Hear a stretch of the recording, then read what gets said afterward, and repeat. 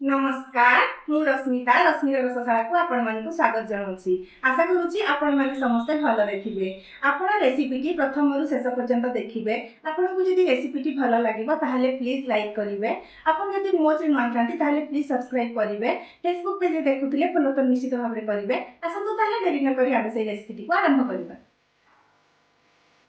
Bell सरबत बा bell juice recipe मु आज आपण मानक सहित शेयर करी। एई बेल जूस पीवा को बहुत भल लगे एवं स्वास्थ्य पाई बहुत भल। तो मुझे खरा दिने समस्त को भल लगी था एवं खरा दिन रे ही आमर स्पेशली बेल बेसी मिली थाए एवं यह बहुत भल होता है। तो यही बेल जूस रेसिपी मुझे आज आपण मानक शेयर करी। आपण प्रथम रु शेष पर्यंत रेसिपी को देखिए। आपण को जदि रेसिपी भल लगे ताहले प्लीज लाइक करेंगे शेयर करेंगे एवं सब्सक्राइब करेंगे। फेसबुक पेज रे देखुले फॉलो तो निश्चित भाव में करेंगे। आसतु ताहले देरी न करी आमे एई बेल जूस रेसिपी को आरंभ करिबा। बेल जूस बनैबा पई मु एठी देखंतु दुईटी बेल नेई जाईची। ता पई मु एठी एते बेल एमिति हमर मीठा थाए किंतु मु एठी मिश्री को गुंडा करिकी नेई जाईची। मिश्री मध्ये देह पई बहुत भल होई थाए। तो मिश्री एठी मु मीठा पई नेईची। बेल तो मीठा हेई थाए तथापि अल्प टिकिए मीठा व्यवहार करले ही जूस टी टेस्टी हेई थाए। एठी मु ता पई गोलमरिच को एमिति गुंडा करिकी नेई जाईची। गोटे चामच गोलमरिच मु एठी नेई जाईची। आसंतु ताहले हम रेसिपी को आरंभ करिबा। बेल को आमे प्रथम एमिति धोई देबा। एमिति किसी माटी बाटी लागी थिबो तो आपण प्रथम एमिति बेल को धोई देबे।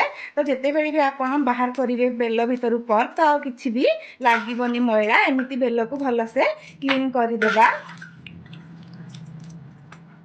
आमे बेल को वर्तमान फटेइबा।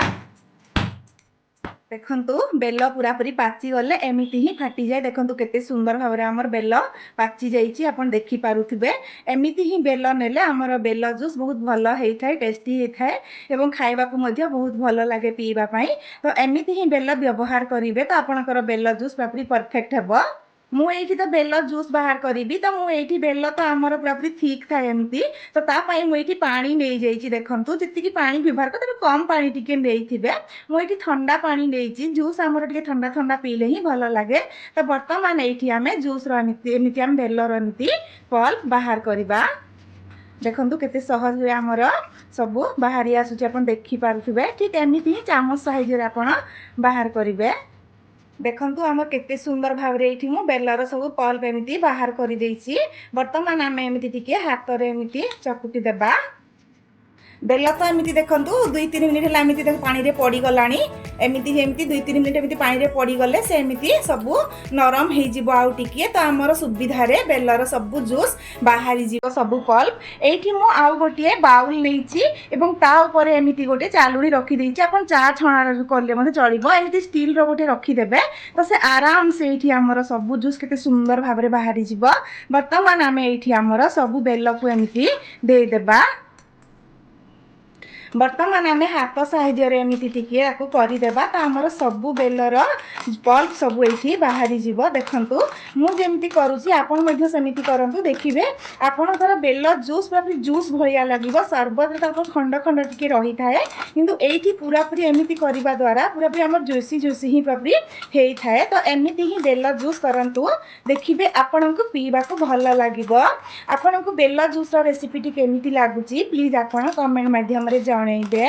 आपनको जदि भल लागुथाय बेलर जूस रेसिपी तो आपण लाइक करेंगे आपण शेयर करेंगे एवं फेसबुक पेज देखुले फॉलो तो निश्चित भाव में करेंगे।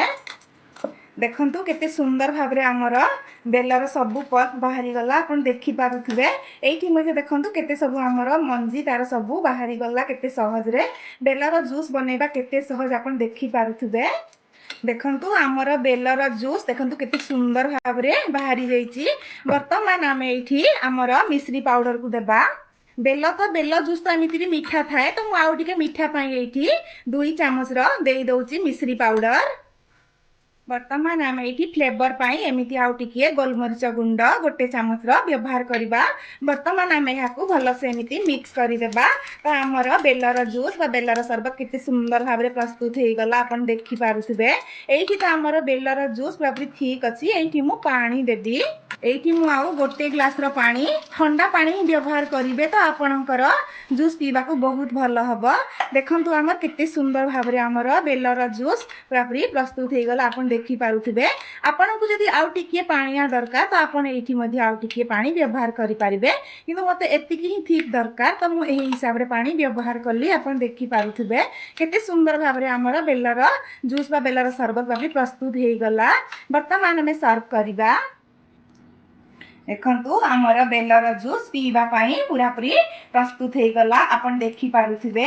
ଏହା ଦେହ ପାଇଁ ବହୁତ ଭଲ ଏବଂ ମୁହଁକୁ ମଧ୍ୟ ବହୁତ ସୁସ୍ୱାଦୁ ହେଇଥାଏ। ତ ଏମିତି ବେଲ ଜୁସ୍ ପ୍ରସ୍ତୁତ କରନ୍ତୁ ଏବଂ ଏ ଖରା ଦିନରେ ପିଅନ୍ତୁ ଏବଂ ଦେହକୁ ମନକୁ ସୁସ୍ଥ ରଖନ୍ତୁ। ଆପଣ ପ୍ରଥମରୁ ଶେଷ ପର୍ଯ୍ୟନ୍ତ ରେସିପିଟିକୁ ଦେଖିଥିବାରୁ ଆପଣଙ୍କୁ ବହୁତ ବହୁତ ଧନ୍ୟବାଦ।